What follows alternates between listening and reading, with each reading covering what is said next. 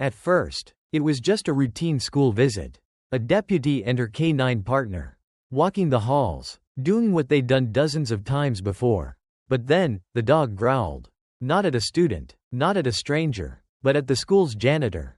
What happened next would uncover a horrifying secret hidden beneath years of silence, and launch a manhunt across multiple states. It started with a locked locker, and ended with a truth no one in the town was prepared to face. This is the true inspired story of Rex, the K9 who wouldn't back down, and the missing children he helped bring home. Welcome to Heroic Animals, the channel where true inspired stories come to life, tales of bravery, instinct, and heart-stopping moments, all led by the animals who refuse to give up. From K9 dogs solving chilling mysteries, to stray animals changing the course of human lives, we bring you stories that stay with you long after the screen fades. If you believe in the power of loyalty, courage, and the unspoken bond between humans and animals, this is your place. Subscribe, and join us every week for a new story that might just restore your faith in the world. No one paid much attention to the janitor. That was part of the job, fading into the background, pushing a mop while kids hurried to class, wiping down desks no one thanked you for, and locking up when the day was done. But something about Mr. Weller always rubbed Deputy Ava Carter the wrong way. It was early autumn when it started. Maple leaves crackled under boots. The elementary school parking lot shimmered in the afternoon light as buses rumbled away. Ava stood beside her K9 partner, Rex, a sable-colored Belgian Malinois with scars on his snout and a stare that missed nothing. She'd stopped by the school to drop off a pamphlet for Safe Kids Week, and had barely stepped inside when Rex froze. His ears twitched, nose lifted, muscles coiled. "What is it, buddy?" Ava asked quietly. Rex let out a sharp bark, loud, guttural, insistent, and then pulled toward the hallway near the gym. It wasn't the usual alert bark for drugs or weapons. This one was different, urgent, but not panicked, focused. Principal Harris appeared, flustered. "Everything okay, Deputy Carter?" Rex growled, his nose pointed toward the janitor's closet. "I'm not sure," Ava replied, kneeling beside her partner. "He's onto something." They approached the metal door. Locked. She knocked. Moments later, it creaked open. Mr. Weller peered out, wiping his hands on a rag. He was in his 60s, wiry, with thinning gray hair and sunken eyes. His smile didn't quite reach them. "Afternoon, officer," he said calmly. "Problem?" Rex barked again, this time directly at the janitor. Ava straightened. "Mind if I step in?" Weller hesitated, just for a beat, but it was enough. Ava had been on the force long enough to know that guilt didn't always come with a confession. Sometimes it came with a pause. "Sure," he said, moving aside. The closet was cramped. Bleach, mop water, disinfectant, normal stuff. But Rex didn't go for the cleaning supplies. He pushed past the man and scratched at the row of metal lockers lining the back wall. "What's in there?" Ava asked. "Just my tools," Weller replied. Rex growled again. Ava didn't wait for permission. She opened the locker. What she saw inside made her blood run cold. A small, pink backpack, children's hair ties, a dusty pair of glitter-covered sneakers, one of them missing its sole. Her pulse spiked. She turned to Weller. His face had gone pale. Before she could speak, he bolted. Rex lunged forward like a bullet. The hallway erupted with shouts as Rex tackled the janitor to the floor. Teachers rushed out of classrooms. A third-grade student screamed. Ava cuffed the man as he struggled under Rex's weight. "You're under arrest," she said through gritted teeth. "Don't even try to run again." Back in the locker, tucked behind the backpack, was something worse. A spiral notebook, filled with names, dates, and photographs. Some were school portraits, others looked like surveillance stills. And all of them were children. Children who, as Ava would soon find out, had been reported missing, scattered across the state, never connected. Until now. Rex stood silently, his body between Ava and the man on the ground. His job was far from done. The station was quiet, too quiet. Deputy Ava Carter sat at her desk, the pink backpack resting inside an evidence bag beside her. Every now and then, she'd glance at it, at the tiny unicorn patch sewn into the front. The faint smudge of dirt on the zipper. It looked like any other child's backpack. But the weight it carried was crushing. She turned the pages of the notebook again. Slowly this time. One name per line. In messy, looping script. Haley M. last seen near laundromat. LES bus stop. 4th Street. Isabel R. same school. Avoid cameras. Each name matched a child who had disappeared over the past 5 years. All unsolved. Some dismissed as runaways. Others simply vanished without a trace. Until now. Detective Morales, a seasoned investigator from the neighboring county, leaned over Ava's desk. "This is the break we never thought we'd get," he muttered. "We've been chasing shadows, and your K9 just blew it wide open." Ava nodded, but her stomach turned. What kind of janitor keeps a catalog of missing kids? Morales didn't answer. Meanwhile, in the interrogation room, Mr. Weller sat in silence. 2 hours. No lawyer. No explanation. He wasn't fidgeting. Wasn't angry. He just sat there, smiling. Rex watched from behind the two-way glass. His ears twitched. Eyes locked on the man like he still sensed something Ava couldn't see. Finally, Weller spoke. "Kids are easy," he said to the empty room. "You just need to look like someone safe." A smile. A pat on the head. "Pretend to be someone's grandpa." He chuckled. "And schools? No one looks twice at the janitor." Ava stepped into the room. "Where are they?" she asked coldly. Weller looked up, mock surprise in his eyes. "Where are who? Deputy? You know exactly who." Weller leaned back, sighing. "I just find things. Deputy. Keep records. I clean up after the real messes." "What does that mean?" she snapped. But Weller just smiled again. "They're already gone. Moved on. My job was to watch. To catalog, and to pass them along." "Pass them along to who?" He said nothing. Back at the school, crime scene techs finished sweeping the janitor's closet. Behind a loose panel, they found a burner phone, prepaid. Wiped clean. But one message remained. "Confirm shipment. 3 units ready. Location 29A. The text was dated just 3 days earlier. Back in the station, Ava knelt beside Rex. He looked up at her with tired eyes. "You were right from the beginning." "Huh?" She scratched his head gently. "This isn't just one man, is it?" she whispered. "He's part of something bigger." She stood and looked out the window. Storm clouds were rolling in, casting the town in a dull gray shadow. Somewhere out there, those girls were still alive. And now, they were running out of time. At precisely 6:15 the next morning, Deputy Ava Carter stood in the Joint Operations Room of the Tri-County Law Enforcement Task Force. Her fingers tracing the coordinates scrawled onto the edge of the burner phone's final message. Location 29A. It wasn't a street. It wasn't a building. It was a logistics code, the kind used in black market supply routes and clandestine storage networks. And with the help of FBI's cybercrime analysts, it was traced to a rural agricultural facility just outside Stone Ridge, 22 miles east of the school. A decommissioned Apple distribution warehouse. No surveillance. No listed owner. Power still active. Too quiet. Rex sat at the side of the SUV as the tactical unit suited up.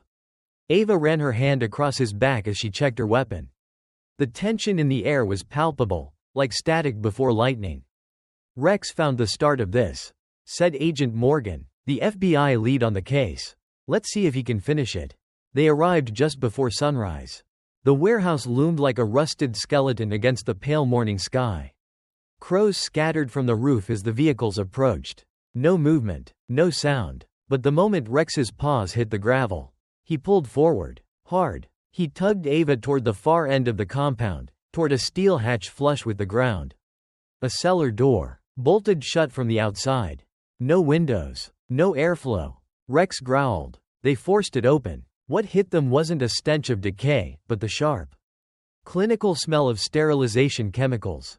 Bleach, alcohol, something surgical. Ava descended first, followed by Agent Morgan and 2 FBI tactical officers.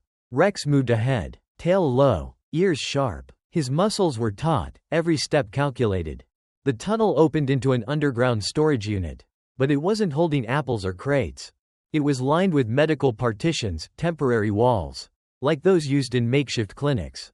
Fluorescent lights buzzed overhead. Then they heard it. A cough. Soft. From behind one of the barriers. Ava signaled. 2 agents moved in tandem. Guns drawn. Rex surged ahead, barking once, loud, sharp. And then the curtain peeled back. There they were. 3 girls, huddled in a corner. Thin, silent. One clutched a stuffed animal that had long since lost its fur. Another had a plastic hospital band around her wrist. The third, the oldest, stared at them with wide, unblinking eyes. None of them spoke. They're drugged, Morgan said grimly. Low-grade sedation, probably to keep them compliant. Medical bags hung beside their beds. Each had a clipboard with coded labels. Blood type, height, weight, lot numbers. It wasn't just trafficking. It was inventory. And then they found the hard drives. 3 sealed cases, tucked inside a refrigeration unit. Terabytes of records, video footage, communications logs, payment data. This was bigger than Weller. Much bigger. Back outside, paramedics rushed the girls into ambulances. Ava stood beside Rex, the wind biting through her uniform. She looked down at her partner. You knew, all along. Rex wagged his tail once. Just once. But as they packed up, one agent noticed a sealed envelope taped behind the control panel inside the tunnel. It bore a name handwritten in black marker. To Deputy Ava Carter, you're too late for the rest. Inside was a photo. Blurry. Night vision still. 7 children. Bound. Blindfolded. And the words, Shipment 29B. Departure confirmed. The rain started as they drove back.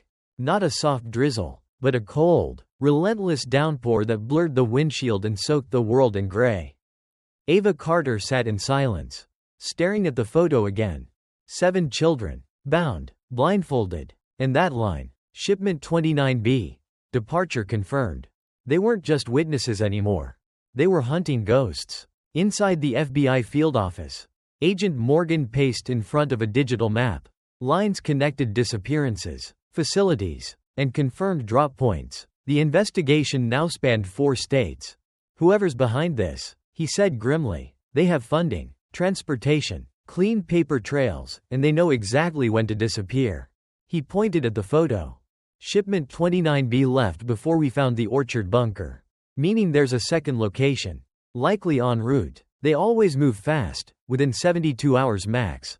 If we don't intercept now. He didn't finish the sentence. Ava studied the edges of the envelope again.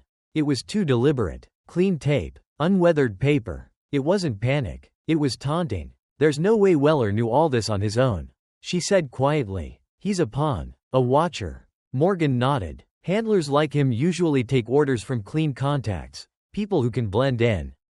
Ava looked up. School systems. Medical volunteers. Maybe even law enforcement. That hit harder than she expected. Meanwhile, Rex was restless. He paced along the hall. Nose twitching. Tail low. Ava opened the door and he trotted over to her, nuzzling the envelope. Then he turned toward the door and barked, once. Not aimlessly. With intention. They drove through the storm. Ava trusted Rex more than any map. And 30 minutes later, they found themselves pulling into a rest stop just off I-87. Abandoned except for one old station wagon. License plates mismatched. Rex barked. Inside the vehicle, wrapped in a black trash bag, was a burned notebook. The fire hadn't finished the job. Some pages survived. A manifest. Names. A signature at the bottom. Handled by E. Lyons, medical clearance approved. Morgan's voice tightened. Lyons. That's the same alias used in the New Haven case 2 years ago. The name had been scrubbed from every system. But the pattern was the same. And this time, they had a location. Redbridge Transfer Station, code B2 arrival ETA, 1430. Ava looked at her watch. It was already 1:22 p.m. She grabbed Rex's leash. We have 1 hour. Redbridge was a small industrial hub, part train depot, part storage yard, mostly forgotten by the modern world. No cameras, no posted security. But as they pulled in, Ava's gut twisted. Because 3 trailers sat in the back lot. 2 were unmarked. The third bore a logo, Morning Light Medical Transport. A medical supply company. Sanitized. Perfect cover. They moved in fast. Rex led the way, head low. Growling now. Inside the first trailer. Crates. Vials. IVs. Hospital wristbands. The second was worse. It had small cots. Duct tape. Sedatives. Empty juice boxes. Every inch was meant to comfort the eye, while hiding something darker. But the third? It was locked. Ava used the bolt cutter. Inside, silence. Until a cough. Then a voice. Please, help us. 3 girls. Still groggy. Still alive. And tucked behind a seat cushion. Ava found another envelope. Same handwriting. There are 4 more, but you're running out of time. Inside was a child's ID card. Name. Natalie Weller. The janitor's daughter. Ava stared at it, heart pounding. Weller hadn't just been complicit. He had been bargaining. And now, it was personal. The name on the ID badge burned into Ava's mind. Natalie Weller. Same last name. Same haunted eyes in the photo. A girl no older than 10. Blonde. Freckles. Smiling wide, too wide. Ava thought. For someone connected to a man like Weller. She placed the laminated card on the desk at the FBI field office and stared at it like it might speak. Around her, agents typed. Phones buzzed. Coffee was refilled, but none of it mattered. Because if Natalie was Weller's daughter, she might be the key to everything. I thought Weller didn't have kids. Agent Morgan said as he returned with a sealed file. He doesn't. At least, not officially. Morgan tossed down a case folder.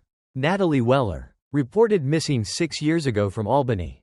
Placed in foster care. No record of a formal adoption. She disappeared off the books shortly after her second placement. Ava flipped through the pages.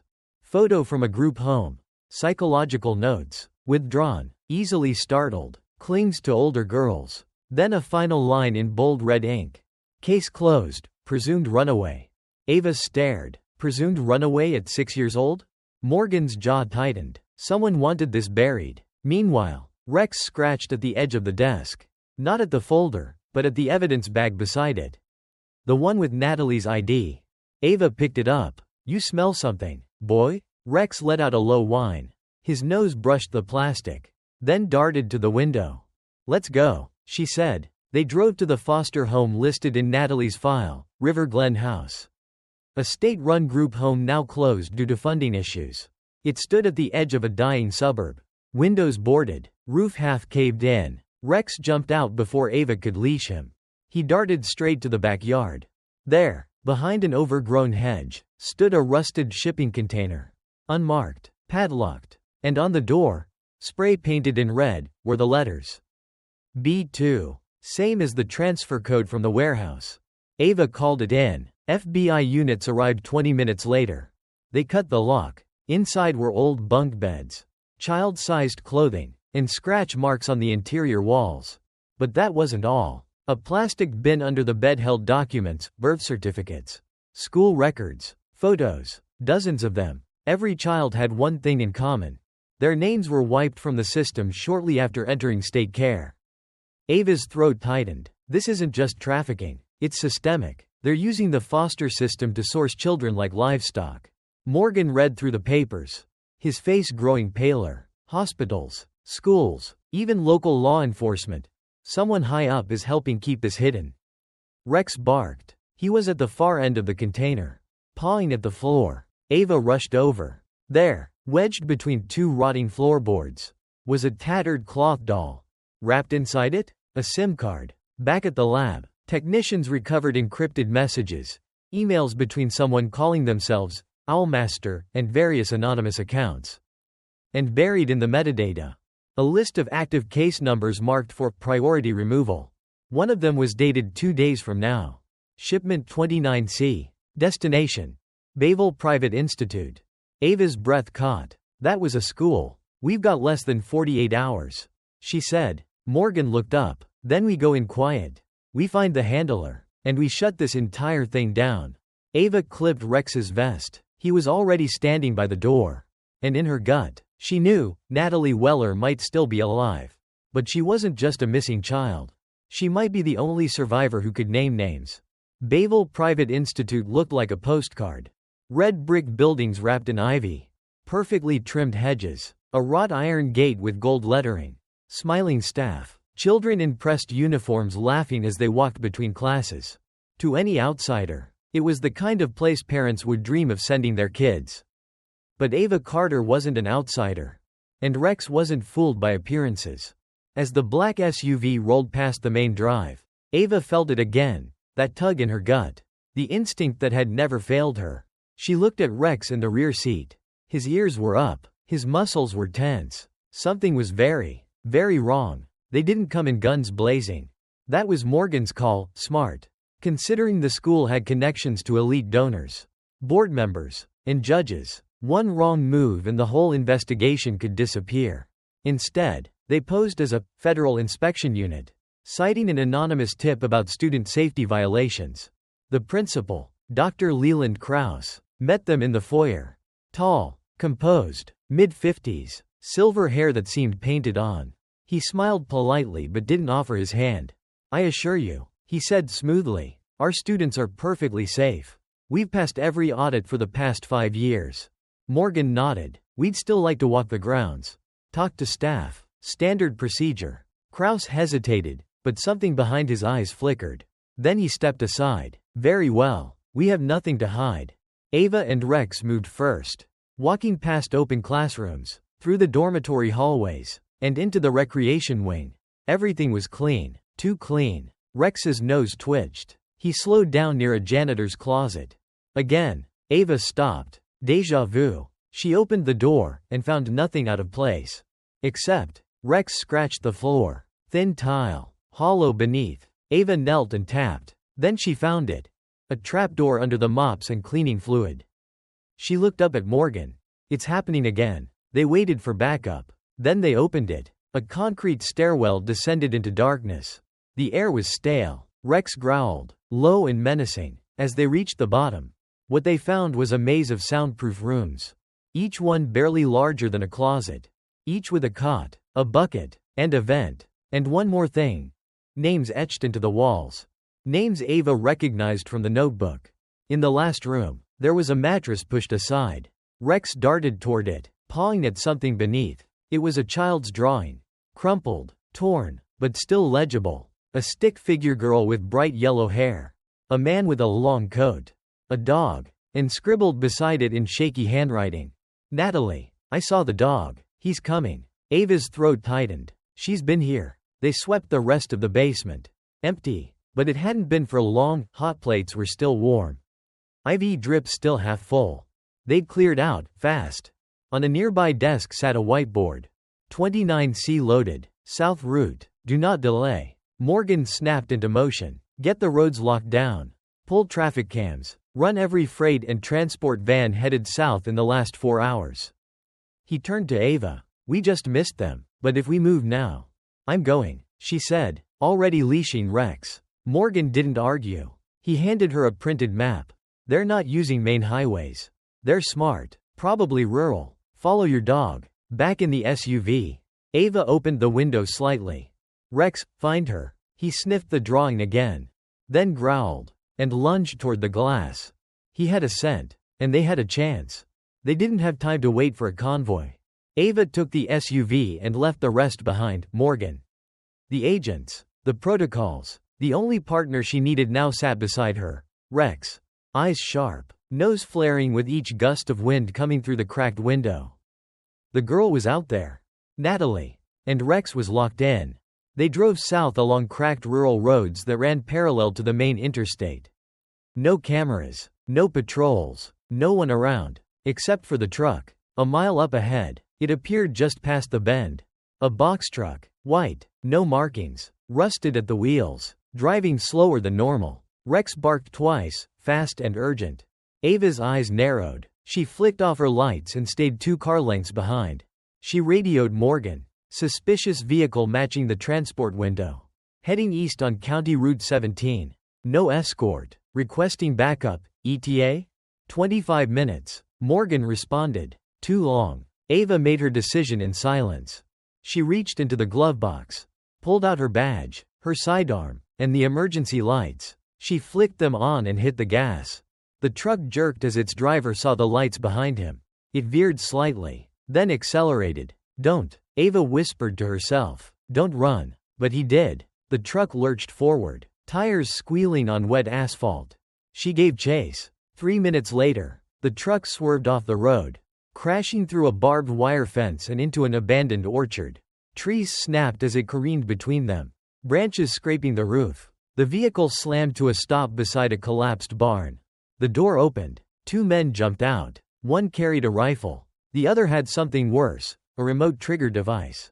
Ava slammed the brakes, leapt from the SUV, and let Rex go. He sprinted forward like a shadow with teeth.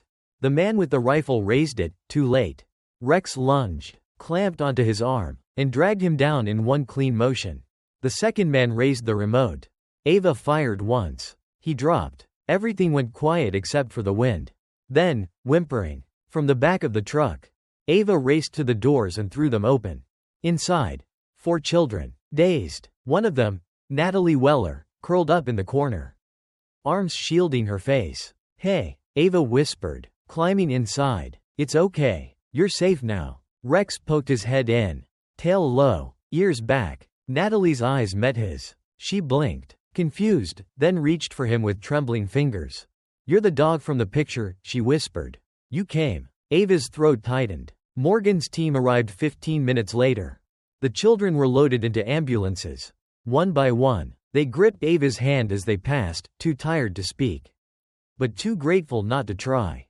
Natalie was the last. She clutched something in her fist, a photo. Ava gently opened it. It was old, faded, torn. Natalie, her mother, and Weller. But not smiling, not happy. Behind them in the image stood a man in a white coat. And in the background? A logo Ava had seen before. Morning Light Medical. Morgan stepped beside her. "We got him. But this thing isn't over." Ava nodded. "No, it's just beginning." She looked down at Rex. He wagged his tail, but his eyes still scanned the horizon. As if he knew, one more piece was still missing. 2 weeks after the Orchard rescue, the headlines were still spreading like wildfire. FBI uncovers trafficking ring disguised as school system. Hero K9 leads police to missing children. Janitor at center of nationwide child abduction network. But inside the command center at the FBI's field office, celebration was the last thing on anyone's mind. Because although the children were rescued, one question remained unanswered. Who was really running it all? Natalie Weller sat beside Ava in the interview room, a blanket wrapped around her shoulders. She hadn't said much, not at first. But she asked for Ava specifically. And for Rex. "He makes me feel like I'm still real," Natalie whispered, running her fingers through the fur on Rex's neck. Ava smiled softly. "You are real. You're safe now." Natalie's voice trembled. The man with the coat, he was worse than the others. Everyone listened to him, even the grown-ups who were supposed to help us. "Do you remember his name?" Natalie nodded. "He told me once, when he gave me the shot that made me sleep for days." Ava leaned forward. Natalie whispered, "Dr. Elliot Krause." The name hit Ava like a brick wall. Dr. Elliot Krause. Not Leland Krause, the polished principal from Bayville. Elliot was his twin brother. A disgraced surgeon whose license had been revoked 10 years earlier after a patient died under suspicious circumstances. Charges dropped, case buried, but his name was on a dozen hidden shell companies, including Morning Light Medical. Agent Morgan pulled the records. Offshore accounts, clinical trial funding, behavioral compliance programs, masked as educational support services. Ties to 3 group homes, 2 private schools, and 1 summer learning retreat, all now shuttered. Dr. Elliot Krause had been the architect. Weller was his tool. The system had been his playground. But now? He was missing. An arrest warrant went out. Krause's photo hit every screen in the country. But he was already gone. Last seen boarding a private charter flight to an unknown location. The world would catch up to him eventually. But justice sometimes came in different forms. Weeks later, in front of the county courthouse, the mayor held a ceremony. Children rescued from 29C stood on the steps, holding hands. Ava knelt beside Rex as the mayor approached. "This dog," the mayor said into the microphone, voice shaking, "did what years of bureaucracy failed to do. He listened, he acted, and he saved lives." She clipped a medal to Rex's collar. "Service and valor, first class." Rex barked once. The crowd applauded. Back at home, Ava sat on her porch. The sun dipped low behind the trees. Rex lay beside her, eyes closed, chest rising and falling slowly. She held a worn photograph in her hands. Natalie had drawn it for her. A stick figure girl, a woman in a uniform, and a dog standing between them. At the bottom, "Thank you for finding me." And somewhere out there, Dr. Krause was still running. But now the world knew his name. And they knew who brought it into the light. A girl who refused to be broken. A deputy who wouldn't give up. And a dog who never stopped barking. Months passed. The trial of Dr. Elliot Krause dominated headlines for weeks. With testimony from rescued children, sealed medical records, and encrypted communications uncovered thanks to Rex's discovery. The case was airtight. He was sentenced to life without parole. But justice, Ava knew, was only part of healing. Some scars didn't fade. Natalie Weller was placed into long-term care with a trauma specialist. She still didn't like loud noises or closed doors. But she laughed now, especially when Rex visited. Ava brought him by the center once a week. Not because it was policy. Because Natalie asked. One afternoon, as the sun poured through the window of the playroom, Natalie handed Ava a drawing. This time, it wasn't a scribbled cry for help. It was a scene of hope, children holding hands, a sun overhead, and in the middle, a dog with bright eyes and a wagging tail. At the bottom, in careful letters, she had written, "You don't need to speak to be heard. Just don't stop barking." Ava smiled, tears welling in her eyes. She looked down at Rex, who sat quietly beside her. He had never stopped barking. He had never stopped digging. And he had never let them forget what was buried beneath the silence. Because sometimes, the smallest bark reveals the loudest truth.